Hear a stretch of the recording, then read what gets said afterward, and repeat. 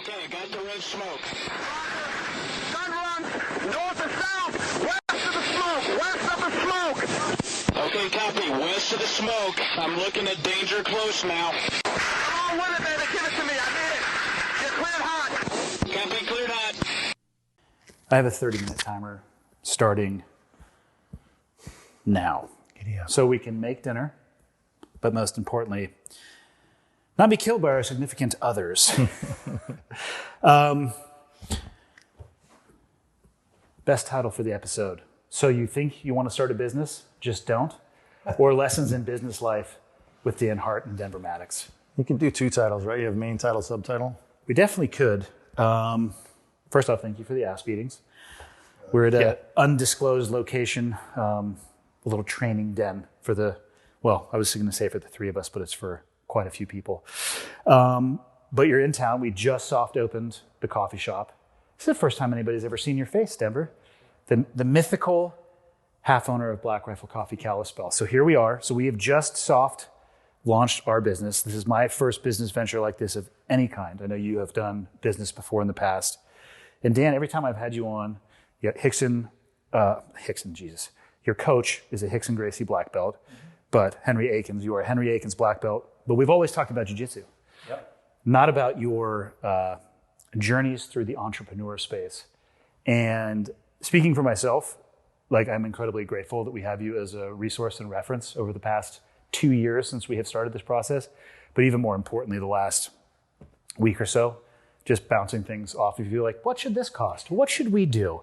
Is it unreasonable to pay this? So I think we should focus the whole thing on business. And if we only have 30 minutes, which we do, because we'll get killed otherwise, I think we should focus on mistakes that we've all made along the way that maybe we could tell people not to make. Because you said you were going to write a book, right? Yeah, I started writing a book called Please Don't Open a Restaurant. But if you do read this book, and I got almost finished with it, and then just like everything else, sometimes it kept being like fourth or fifth and stayed there for long enough that it fell off the radar. Well, talk about your journey into the restaurant space. How did it start and where are you at now? Because you're getting ready to launch 2 more inside of 2023. So I started when I was 16 years old working at a Subway as a sandwich artist. And then I moved on to Pizza Hut, which I tell people all the time, Pizza Hut was the hardest serving job I ever had. And I served all through college and everything because back then, nobody has buffets anymore since COVID, I don't think, but the Pizza Hut buffet was a thing. I had forgotten about that buffet until you just mentioned that. There's no harder serving job than the Pizza Hut buffet. Everyone's a jerk, or an asshole rather. They're all cheap. Most of them don't tip.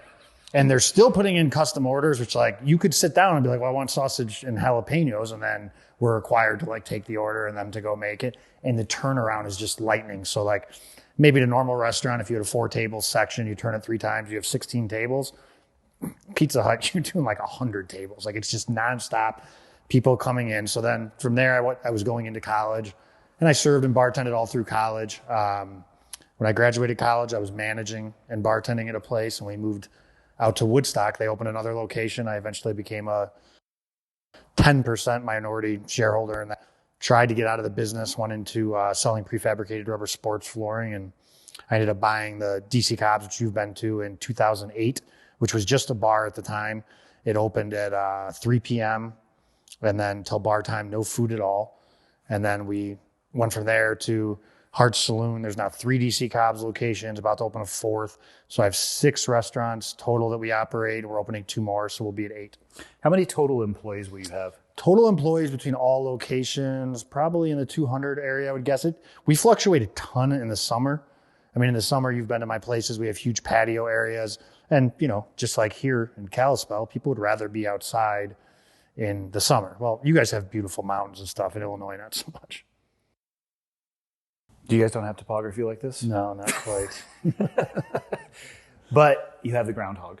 We do have the groundhog. We do determine the literal groundhog. When I say that, I'm talking about the square where Groundhog Day was filmed. Yeah. And it's Punxsutawney Phil, right? Yeah. It was 30-year anniversary this year. So as you saw, Katie and I were there. We get up. I'm not an early riser. We get up at 6 a.m. on Groundhog Day, go out there, and they have a whole to do. There's thousands of people. And they ask, who's from out of Illinois? Who's from out of the country? And there's 30 people there that travel from out of the country to come see Groundhog Day. Where do they keep that groundhog when it's not Groundhog Day? I have no idea. I do not believe, to my knowledge, that the city of Woodstock owns that groundhog. I think that groundhog's like on tour. It's kind of a celebrity, goes around, does its own thing. You'd think there would be enough people who would want to reenact Bill Murray kidnapping that thing that they would keep it under lock and key, like in a secret location. Well, who knows? I mean, I don't think groundhogs live 30 years. I was just going to say, true. I feel like there's been a robust amount of swapping out of the groundhog. It's like your dad with a goldfish when you're a kid. Yeah. Like, that's the same goldfish. Punxsutawney Phil the eighth. Yeah, if they're even keeping track of that. And then Denver, your experience in the business world. Yeah, I spent from the mid '90s. I was in like the early days of the internet, and After Al Gore invented it. yeah, after Al Gore invented it and pants, I adopted pants and started working on the internet. It was like a happenstance thing. I was a total college dropout. I hated school. I paid for it for a little while, pretended to go, mostly just farted around. And then I found my way into a ground level job at an ISP doing dial-up tech support. If everybody remembers modems. I was the guy that you'd call when you couldn't get on the internet. When you couldn't download photos. Well, here's the best part is I didn't actually know how to do that job. When they hired me, they were like, do you want a job? And I was like, I need a job. What does it do? Like, you get people on the internet. I'm like, I don't know how to get on the internet. They're like, don't worry, we're going to train you how to do that. So I got trained on the job, and then I spent the subsequent 22 years working my way through 3 startups. I did my first startup in New York City before 2000, and then I did 2 more startups in 2005, and the last one I did in 2014 in Australia. How many people at your apex did you have working underneath you? The biggest team that I ever managed was probably around 200 people. Okay, so similar number to Dan at Yeah, and that would have been the last 2 companies I was at. I had my largest teams, and not my favorite. By the way, I much prefer smaller teams. I was going to ask both of you: is there a number at which it becomes much more difficult? So I can't manage 200 people. I manage we call our tier 1 management team, which is 5 or 6 people. Even past that, I mean, we have some of our tier 2 team, which is our lower level management, but still running stores. Even when we expand into that and there's 10 or 12 people in the room, I find it personally, I'm not able to communicate as well. Yeah, tech space. I used to try to cap teams at about 8. You maybe get to 12 depending on what the team did, but you get past 8 people, you can't give any focus time to those people. Yeah. And whether you're a team lead or a vice president of a company, you need to have a team that you can spend time with. You need to be able to communicate directly with people. You need to spend, an hour a week with most of your direct reports. If you get to the point where you've got 8+, you're spending most of your work week, actually just talking to people, and then you're not getting any work done. And that can have its ups and downs, but yeah, 8 was my cap. I prefer 5, 6 people like Dan. That's where you can really develop a relationship with someone. You can really communicate effectively. You can start to learn how the other communicates and how they need to communicate to you and so on. Yeah. So since I've known you, and I'm sure the same is true with Denver, you have constantly been working on like the next project, architectural drawings, design, layout. And Denver and I, for better or for worse, cannonballed into that pool as well. Did you realize it was going to be as involved as a process as it ended up being? Of course not. Okay. Absolutely not. Because it certainly caught me by surprise. Potentially because I had never done it before, so I had no idea. But you had literally, every time I'm talking to you or we're with each other, it's like you're working on either like logos, even for with Katie's, High Fusion, you're working on the build out of all that stuff. Have there been any, and I ask this because I'm going to bounce it off of what Denver and I have gone through, in the builds that you have done across all of those, have there been consistent issues that you have come across that you would warn people against before they launch into a project like that? Yeah, everything costs 3 times as much, takes 3 times as long. So no matter how many times I do it. So the quote that comes in, get a calculator out, and then the time that comes in, multiply that by about 3 as well. All of them by 3. It's never, and then, you try your best to prepare for things, and you always build into budgets, areas and stuff, but there's always something that comes up, whether it's, we got to sprinkle this, or, hey, we're dealing with this older building and we uncovered X thing in the ground, or, whatever happens, or, this is an ADA, or suddenly somebody within the inspector's office changed and now they're doing it this way, or this code's been adopted. I mean, unfortunately, like a lot of things, government tends to get in the way of progress. What's been the most costly, and I don't necessarily mean economically, maybe the most time or the headache decision that you have made and regretted in the builds that you have done? Not owning all my buildings. I mean, I wasn't always in a financial position to do that, but there's times where I have been, and I've chosen to rent instead. And ultimately, I don't think I'm not one of these guys that you always have to own the dirt, but you think you're better off in the long run a lot of times if you are. And I've been able to sell businesses where I didn't own the dirt. And a lot of people will tell you you can't do that. You definitely can, and been profitable doing that. But I think not owning the dirt is a mistake a lot of the time, which, you guys own your building. It's beautiful. I've seen it. And, regardless of whatever happens, that's got a, significant value to it. I mean, and when you're talking about, when I'm running my pro forma or something, I'm looking at rent going out. I mean, that rent is just into the ether. It's gone. When you guys are making a mortgage payment, on that, it's not gone. It's just going to somebody else's asset. Well, hopefully they come spend money in my restaurant. Yeah. Ooh, it's a risky trade-off. That'd be a lot of like burgers. I mean, I have had a tradesman where I'm like, I'll hire this guy more because he gives me all of it back. Fair. What do mistakes look like in the tech world? I mean, is it like an ideological mistake where you realize you went down a path and then another company leapfrogged ahead of you, or? There's a few traps that I've seen that were hard to back out of, and I don't know if you guys have heard the phrase tech debt, but there's a phrase in the industry, tech debt, which means you've likely built something that will either be out of spec or out of currency, and you'll need to bring that into a more scalable, more modern platform. You mean before it even launches? Or after it launches. Like, you can many times be ahead on an idea, but by the time you've developed it, you can be at market. Somebody else might come along with a similar idea. Polygenesis is a thing, right? So you'll have the same idea appear in multiple places all of a sudden. QR codes are a great example of that. When the QR code came out, like 4 instances of that technology popped up at one time. And then somebody wins, like Beta and VHS, right? That sort of stuff. So tech debt is a thing where you've got to dig yourself out of a hole because maybe you underestimated how you needed to scale a project, or you underestimated the cost of getting a project to scale. So that was the other one that was always a kick in the balls. Like, you'd say, all right, well, our budget is this. Like, we've made this complex budget. We've got these dates. Maybe those dates are arbitrary. Maybe they're based on some reality. Usually they're somewhere in the middle, like a wish and a prayer, and then some reality that somebody said, we think we can do that by X date. And so you start driving hard to that. And whether they're mistakes or not, like, that's interpretable, right? Like, some people say, oh, it's a mistake to not assume it's going to take longer, assume it's going to cost more. But that might not always be the way you want to manage that too. It might be better to say, no, we're going to hit that target. And maybe you don't in the end, but you manage it to the point where you're like, it's going to be super tight. And maybe, if you think you're going to hit it, like, we're going to hit a date in 90 days from now. We're going to do this really cool thing. Maybe it's 91 or 93 or 190 days. I've seen all of those things happen. And so I think underestimating complexity and overestimating the ability to maintain a schedule and a budget are the most common mistakes I've seen. What's the biggest tech idea you've seen or heard of that never was? Like, it was going to be the next big thing that just vaporized? Streaming video games. I lost a lot of money on a stock for one of those. I worked on a very large project with a lot of B's at the end of that budget.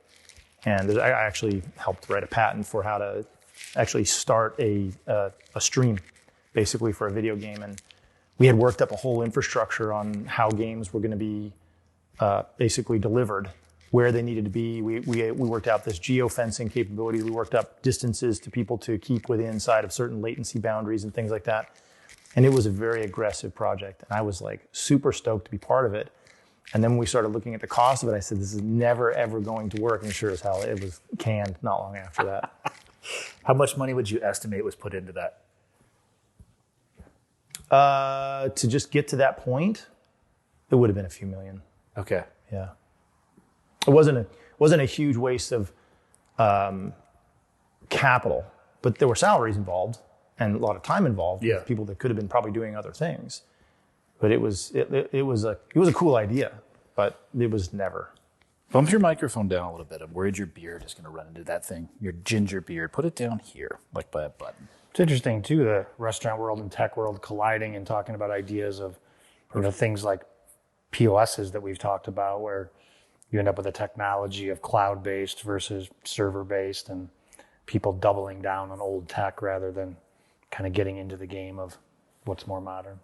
You said today that you've been, or actually it was yesterday, you were talking about being an early adopter sometimes to your detriment. Mm-hmm. Is that something that you are intentionally trying to do, push the front leading edge, or are you just kind of interested in new stuff that comes out? I think that's just me as a person. It's not just in the restaurant industry. I like to try new stuff. I mean, anytime new technology or something comes out, it's going to cost way more and not work as well as if you wait for the umpteenth edition. And I think, in the restaurant, hospitality field, I try to go to the Vegas show here, new stuff. And sometimes we get stuff and it's like a home run. And then other times I invest a bunch of money in something and it's like, that didn't even work at all. How far do you let it go before you pull the plug on it? I mean, so there's a difference between me spending money and not getting it back and something costing me money. So for example, like a point of sale system, if there's delays that are happening or the system's crashing or it's doing things where I can't physically bring in money, that's something I'm cutting off very quick. If it's an idea of, I paid X amount for this thing and it's just not getting used or whatever, then I don't mind as much because I've already spent that money. That's fair. Where would you guys, so both of you have built businesses. I guess that I don't know shit about the tech world, as you know. I just refer to you as the Steve Jobs anytime. I'm not even allowed in the room. Untrue. I'm not even allowed in the room that houses the, You're not allowed to go into that room because you will push buttons. I will. I cannot You'll help flip it. some First switches off, and push some buttons. There's so many flashing lights in there. It reminds me, can't remember the name of the movie. It's like, shall we play a game? That's the terminal that's War in there. games. I'm like, yes, I want to play war games. And then the building's going to explode. So I'm not allowed in that room, which is actually, that's fair. I don't have an issue with that. Because you're building, Dan, you are building, it's brick and mortar. Yeah. The tech world is different in my... There are elements that are brick and mortar. There's gigantic construction projects that are data centers, which are humongous buildings with very complicated power systems. Does very that just complicated scale? HVAC. Is there any limit, like as people's usage of the devices that we have, do they continue to build more and more and more of those and bigger and bigger and bigger? Yeah, I mean, you have a couple curves that you follow. You have adoption curves, which are the more people use things, the more you need of it. You have like Moore's law and things like that indicate that, as people adopt, technology also advances, so things get faster, smaller, better along with that adoption. So, back when not everybody had a computer, they were big and clunky and kind of lame, and now we have devices in our pockets that are more powerful than the entire neighborhood's computers were Even back, TVs are that way, 30 years right? ago. TVs are the same way. I mean, I think the first flat screen I bought was like $4,000 and like 40 inches and weighed like 200 pounds. Yeah, I think I just saw the first wireless TV announced recently, which is, hot swappable batteries and all wireless reception. Like it doesn't plug into the wall at all? Nope. That's cool. Yeah. I mean, so what people can't see on that wall over there's, I'll call that a 50-incher. It's 85. 85, okay. My estimation skills are way off. I'll just say it's because I'm at an angle. But I remember when those TVs came out, that'd be 20 G's. That's probably less than $1,000 at Best Buy or Costco. It was maybe $500. Yeah, that's what I'm saying. Yeah, so the curve that goes up and the cost that comes off of it. Yeah. But I asked about the tech space. So it's brick and mortar, the tech space. You guys have both been involved in building businesses. For somebody who wants to go down either of those paths, and they could borrow 15 minutes of your time, and they said, hey, this is what I want to do, where would you start them? Go work for somebody already doing it.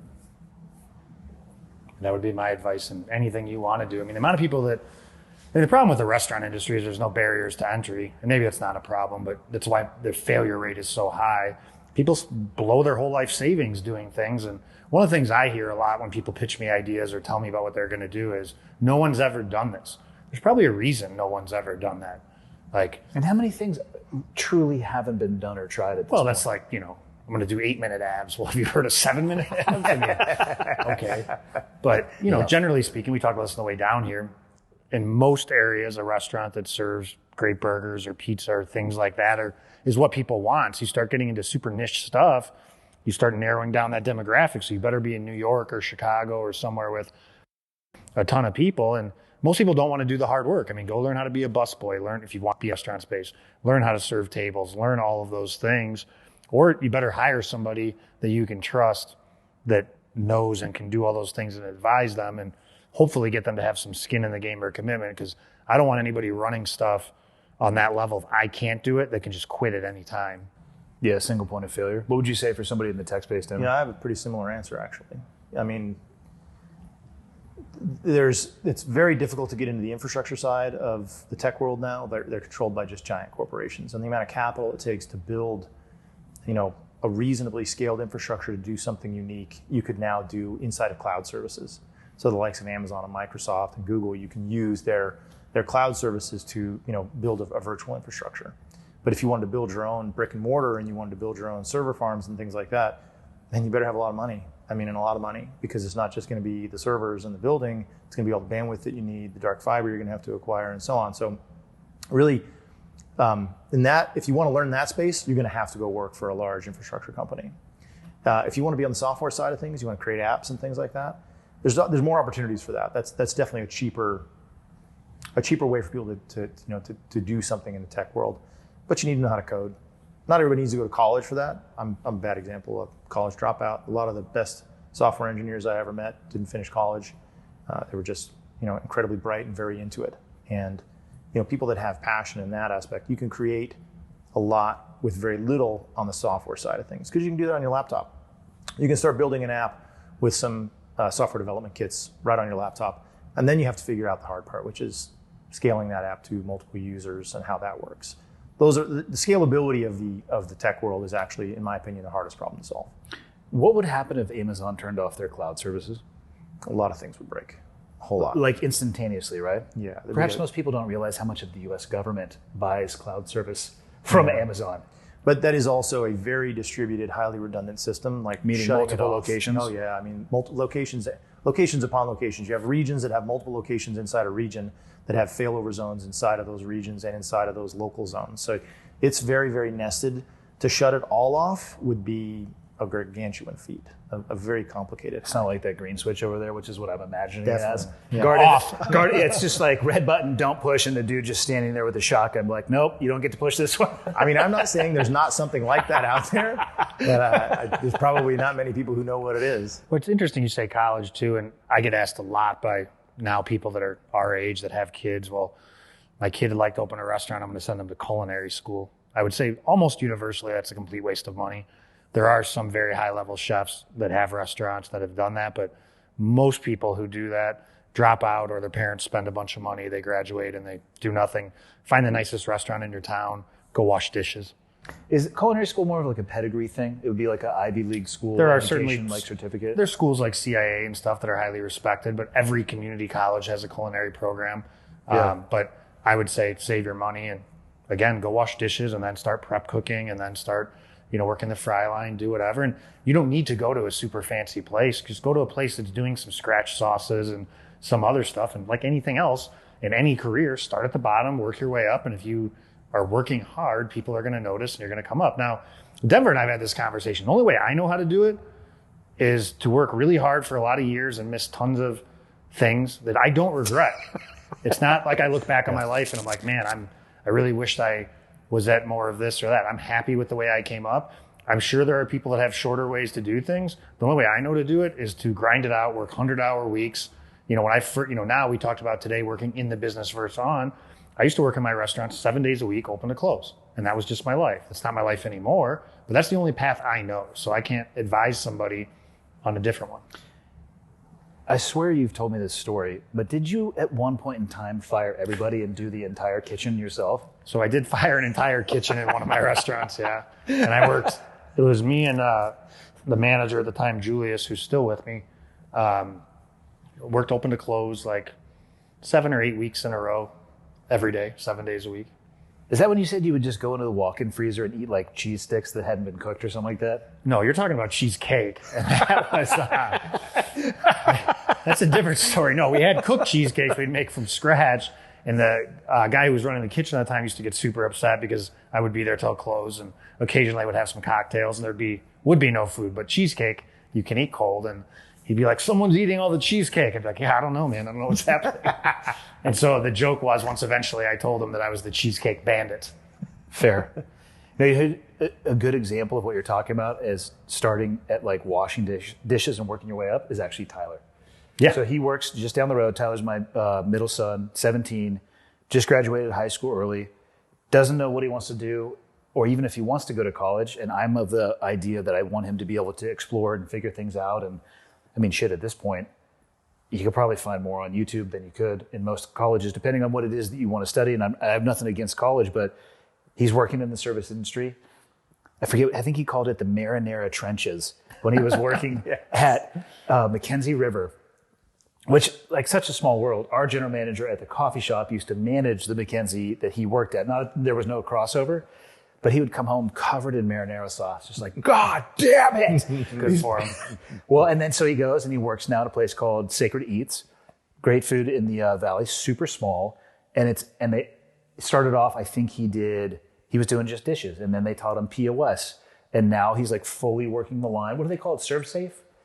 The certification you get? Food Safe, Serve Safe. Yep. He did all of that stuff. And now he's like pestering you, like, when's Dan Hart University? He wants to come out and work for you and just get his ass beat I'm like, you better be careful what you ask for, buddy. They will fuck you up at that gym. But he wants to do all that. And because we haven't talked about, but screw it, let's just all commit it to it now. We're going to open up a smash burger place, very small, at the coffee shop as well, because we're still going to develop the outside area. And he's already talking about, well, what do you think about me and my buddy who also works at Sacred Eats coming and we can run that? It's like, you know what? You might actually have enough experience to do that because you've been working in the service industry now for 2.5, it'll probably be 3 years at that point. Like, game on. And it doesn't take forever. A couple years, work hard. It's like anything. I mean, I don't have any secrets. You just shut up, listen, and work hard. And generally speaking, you're going to get noticed and you're going to move up. I don't have another way. I mean, that's been my experience in the tech world too, by the way. It's still just work. Yeah. It's still skill building. Doesn't matter if you went to university and you got a degree. The chances of that knowledge of your degree in the tech world translating directly to something you do at a job is low. It's like saying I got my med degree and now I'm going to go just start immediately doing brain surgery. You're probably not going to start out there. I would not want you to operate on me. Yeah, I mean, but if given a choice, there's a baseline of knowledge for that a lot of other jobs you can only get. I mean, there are professions in the tech world I know that you still cannot get trained for at a university. You literally have to learn them on the job. Got to be OJT. Yeah, you've got to be literally in the trenches working on and figuring stuff out. And they'll be different from business to business that you go to. I mean, if I look at guys that build and design networks, there's not a degree for that. They have to learn how to do that over years and years of experience. I'd imagine each network has unique things to it too. I mean, even for me within restaurants, I mean, the way that we would handle something at Hart's Saloon compared to a DC Cobb's is vastly different. The way that the managers are trained is different. You've got geographical problems, you've got application constraints, you've got, whatever your audience wants, they can demand that certain things happen and you have to accommodate for that in your designs, whether it's a restaurant or a piece of software or a network. Well, and to, bring it back like a smash burger thing, for example, you don't have temperatures on smash burgers, so there's no need to train people like we talked about on the way down, a steakhouse. If you're doing that, and I don't know anything about it, I've never done it, but cooking a medium rare filet is a lot different than smashing a burger with, an iron. The odds of getting the burger coming back due to a cooking variation versus the medium rare filet that might be $60, $80. Yeah. And of course you could dry something out and there's some parameters within there, but generally speaking, you're putting ground beef on a flat top, cooking it, flipping it, salt, pepper, and we're good. All right, we have 2 minutes. So I asked you guys both the most costly mistake. If you can think back over your business career, can you highlight maybe not the best decision, but something that sticks out where I did that right and it's something that made a mark and you replicated it going forward? I mean, for me, it's more of a broad thing, but it's two things. When I made the conscientious decision, I need to stop working in the business and work on the business if I want this thing to really grow bigger.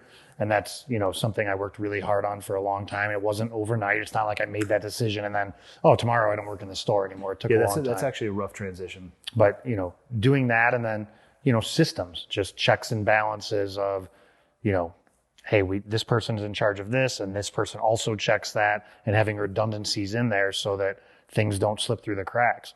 Theoretically, things always slip through the cracks. Nothing is perfect, but for me, making that was what really moved me into being more successful. And that was not always an option either. With one store and limited ability for payroll and things like that, I had to be there all the time. That's just how it is. Yeah. How about you, Dimmer? I purposely tried to not let myself get too comfortable at any time in my career. As soon as I start feeling like I kind of got this, I would start thinking about, all right, what can I go do now that I suck at? What can I go do now that needs more work? What can I go do that's different than this?